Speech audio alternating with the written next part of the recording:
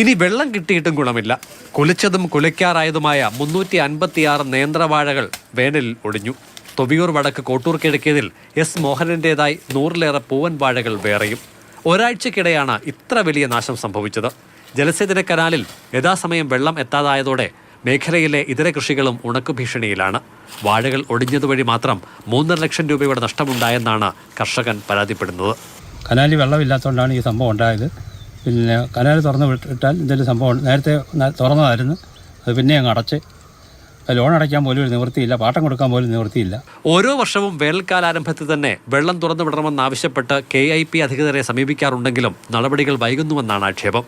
വെള്ളം എത്തിത്തുടങ്ങുമ്പോഴേക്കും കൃഷി ഏറെക്കുറെ നശിക്കുകയും ചെയ്യും.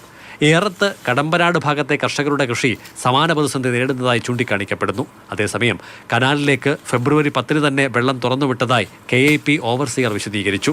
കനാൽ ചോർച്ച ചിലയിടങ്ങളിൽ വെള്ളമെത്തുന്നതിന് തടസ്സമായി. പ്രശ്നം പരിഹരിച്ചതായും തൊവിയൂർ വടക്ക് ഭാഗത്ത് മണിക്കൂറുകൾക്കുള്ളിൽ കനാൽ വെള്ളം എത്തുമെന്നുമാണ് അധികൃതർ വിശദീകരിക്കുന്നത്. മാതൃഭൂമി ന്യൂസ്, പത്തനംതിട്ട.